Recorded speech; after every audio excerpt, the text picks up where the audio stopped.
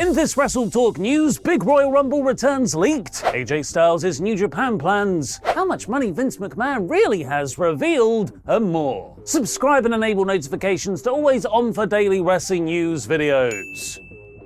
Support WrestleTalk!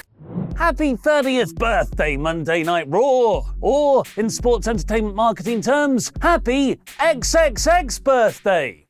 Which makes it sound like there's going to be strippers. Shane McMahon Raw Underground return confirmed. While Raw Underground sadly probably won't feature on the special episode because WWE presumably only wants to focus on the stuff people actually liked from the last 30 years, although the way this year has already started, we cannot rule that out. The show will celebrate far less divisive pieces of wrestling nostalgia, like Hulk Hogan and Ric Flair. Both wrestling legends will be joined by The Undertaker, which appears to have helped sell out the 13,000 plus capacity Wells Fargo Center in Philadelphia, according to WrestleTalk. To build excitement, WWE have released a nostalgia-filled 3.5-minute hype video of Monday Night Raw's 30-year plus history, which doesn't just use David Guetta's I'm Good as the backing track, a song that samples Eiffel 65's annoying 90s dance track Blue for a brand that is famously red. Does that make anyone else really irrationally angry? It also includes a bunch of wrestlers who are now in AEW, in the old Vince McMahon days, which are definitely really far behind us now. WWE would erase any trace of wrestlers that left for rival promotions, cutting them out of everything from YouTube top 10 lists to replays of famous match finishes. But in the Raw XXX video, remember, enable incognito browsing before searching that title. It includes Jim Ross's voice, Mark Henry post-sex with Mae Young, Christian Cage, Daddy Ass, aka Billy Gunn, The Big Show, Matt Sydal, Chris Jericho, Bryan Danielson, and Jon Moxley. All talent currently signed with AEW. Jericho himself has retweeted WWE's post adding, "Pro wrestling transcends any given company. Pro wrestling is about memories, and this video contains some legendary ones." Chris Jericho to WWE confirmed. PW Insider is reporting that the pre-announced Roman Reigns acknowledgement ceremony segment for the show has been cancelled. It was previously thought WWE would use the special occasion to have multiple generations of the Anoa'i bloodline, like Rikishi, Sega, and potentially even Rock the Dwayne Johnson, acknowledge their tribal chief.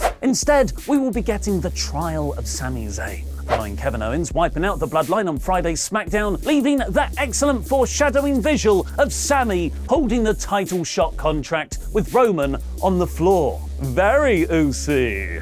One extra surprise that's being reported either for Raw XXX, the Royal Rumble Premium Live event itself, or maybe the episode of Raw or SmackDown following the Rumble, is one of Triple H's favourite NXT acts that got away. A team he never fully realised under Vince McMahon's main roster control. The Authors of Pain, complete with original manager Paul Ellering.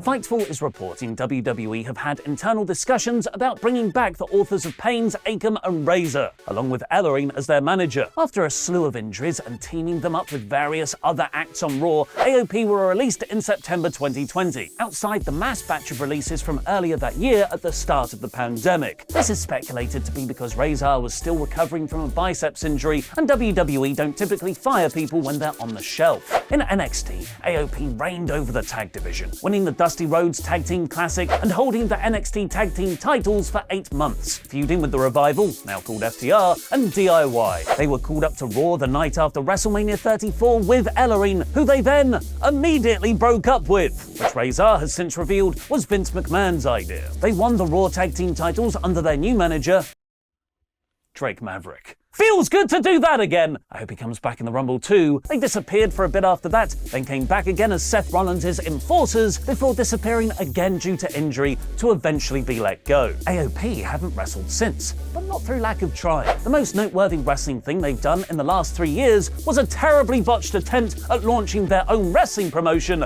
Wrestling Entertainment Series, WES for short, which had its first show mysteriously cancelled last July amidst talent allegations of false advertising and bad organisation, and a report that claimed it had only sold 350 tickets, despite being the first and still only post-WWE wrestling date for Nia Jax. In their statement, they blamed it on the talent they'd booked. It'll be interesting to see how AOP is welcomed back by the locker room, many of who will have friends that were booked for the WES show, and some who were literally on the card, like Braun Strowman, who tweeted at the time, "Straight garbage to try and blame talent not showing up. I'm not a stooge, but the truth will come out. Y'all are good at finding it." And potentially returning to WWE for the Rumble, Chelsea Green, who posted, "Instead of blaming the talent who took weeks off to come work for your new company under the impression you could be trusted, try refunding the fans and apologising for your lack of organisation." WES claims to have refunded all fans for the show. All that aside, are you excited to see an NXT packaged AOP on the main roster? Tell me, do it quickly, Triple H! Vince is going to fire everyone you love again!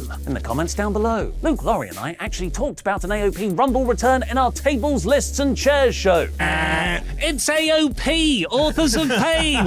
As one entrant? Yes, they both come in at the same time. Why not? You can watch our full countdown clicking the link in the video description below once you're done watching this. WWE could do with a few surprises here and there, especially because it seems Rock, the Dwayne Johnson, will not be returning for one final WrestleMania match. Or maybe he is, but maybe he isn't. But maybe that's a swerve! Or maybe that's the literal truth because he's currently making 112 different movies and launching his own sports league.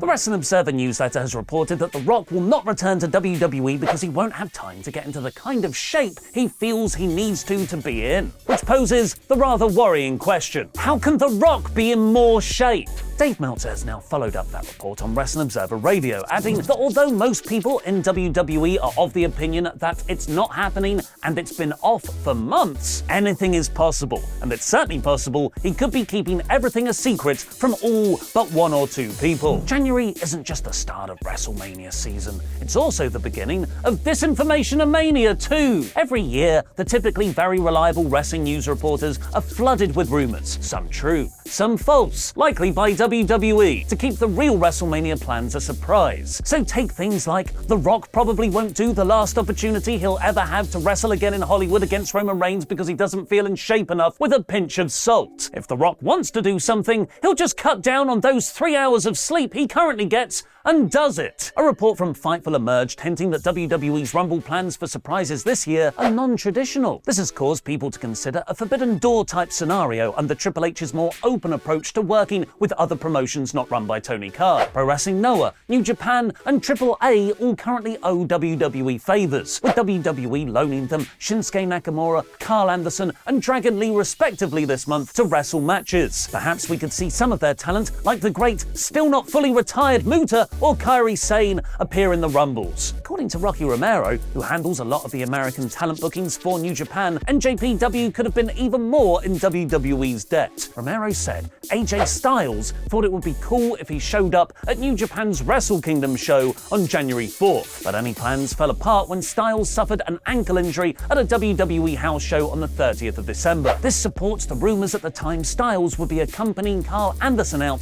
for his never openweight title defense. It's a new world, yes it is, under Triple H. I hope it lasts, because according to a new report, Vince McMahon is more powerful than ever. After forcing his way back into WWE by holding the potential company sale hostage, many believe it's just a matter of time before he starts to tinker in creative too. But right now, by all accounts, he is focusing solely on the company sale, and on paper at least, that's finally made him what CM Punk said he always should be, a billionaire, not a millionaire. Forbes has updated Vince McMahon's real-time net worth to $3 billion, making him the 1,016th richest person in the world. I hope that really annoys him that he's not in the top 1,000. This is based on him owning about 30% of WWE stock, and the rumored sale price expected to be between $7 and $9 billion. That's the lesson, kids. Don't take responsibility for your actions, cheat the system, and you become one of the richest people on earth. But enough of depressing wrestling news. This is Rumble week after all. Go watch mine, Luke and Laurie's Tables, Lists and Chairs show now, while we count down the most ridiculous potential WWE returns.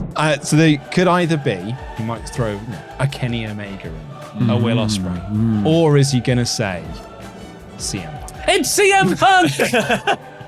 CM Punk coming in at the Rumble. And not winning? Yeah, sure he could win. I didn't get that far. Ollie just put number 1, CM Punk.